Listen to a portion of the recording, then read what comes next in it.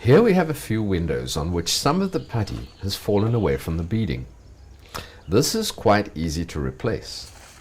Start by removing the loose putty.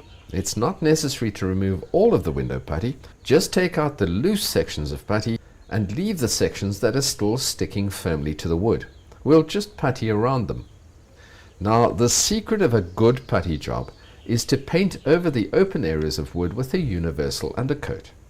The undercoat will seal the pores of the wood and prevent the frame from absorbing the oils in the putty. If the oils are absorbed into the wood, the putty will crack, which will make the windows look terrible. Universal undercoat dries quickly, and so you can begin the putty application in about 2 hours.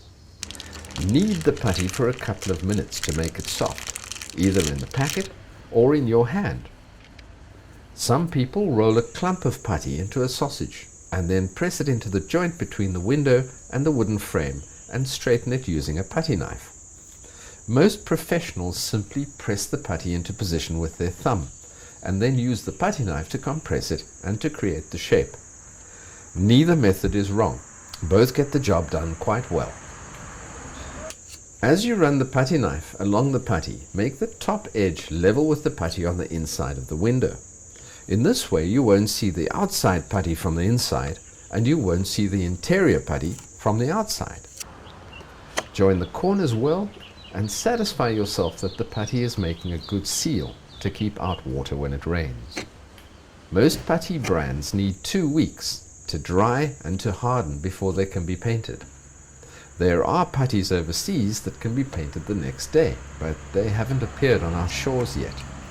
Once the putty has hardened, cover the area with the universal undercoat and 2 top coats of water-based paint to finish. This job has taken about 2 hours of actual work. Now that's not regarding the drying time of the putty, which is 2 weeks, and the paint coats. The paint coats took about 2 hours each to dry.